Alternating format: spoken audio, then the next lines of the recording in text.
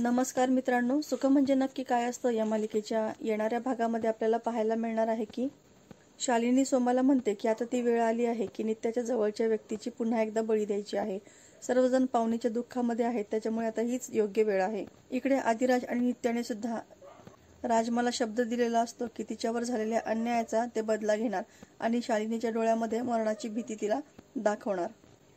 रात्री लवली, संत्या, नित्या, आदिराज, सावरी सर्वजण बसलेले असतात। सावरी आदिराजला म्हणते, दाद्या तुला जे काही मनात वाटतंय ना ते सगळं करून टाक आणि पुढचा विचार करू नको, सर्व काही देवी आईवरती सोपवून दे।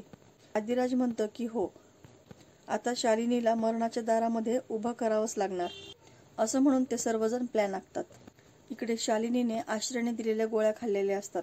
आदिराजला आश्रयाने सांगितलेलं असतं की आता शालिनीचा सुरक्षा बंद काढून घ्यायची वेळ आलेली आहे, हाच आपला शेवटचा घाव असणार आहे। आधीच शालिनी आश्रयाच्या बोलण्याने घाबरलेली असते, त्याप्रमाणे नित्या आणि आदिराज देखील त्यांचा प्लॅन आखतात।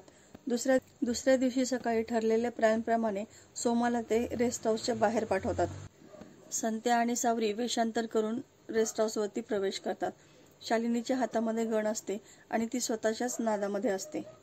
सावरी तिला बेशुद्ध करते आणि तिच्या पायातील कडं शोधू लागते। शेवटी तिला ते कडं सापडतं।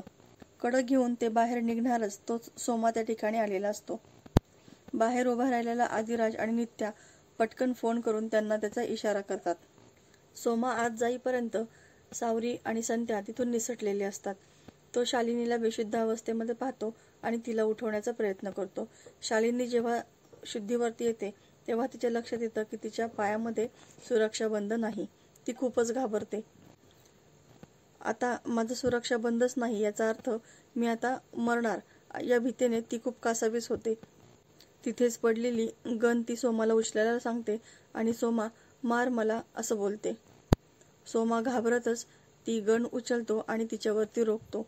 मॅडम साहेब तुम्ही हे काय करायला सांगताय मला, असं तो वारंवार म्हणत असतो, पण शालिनी त्याचं काहीही ऐकत नाही आणि जोरातच ओरडते की मार मला।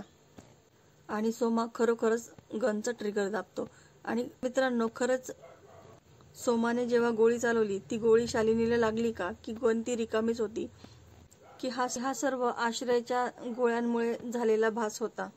हे सर्व पाहणं अतिशय रंजक ठरणार आहे। असेच नवनवीन व्हिडिओ अपडेट पाहण्यासाठी चॅनलला सबस्क्राईब करा। नोटिफिकेशनसाठी बेल आयकॉन अवश्य दाबा। व्हिडिओ पाहिल्याबद्दल धन्यवाद।